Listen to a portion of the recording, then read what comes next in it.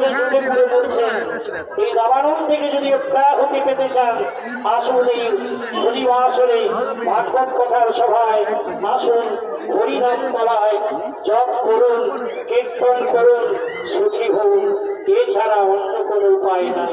তাই মহাপ্রভু বললেন, ওই হরিনাম সংকীর্তনের মাধ্যমে ভব মহাদাবাগ্নি নির্বাপন, এই ভবরূপ যে দাবাগ্নি, জ্বলন্ত আগুন অগ্নি, এ নির্বাপন হয়ে যাবে, নিভে যাবে।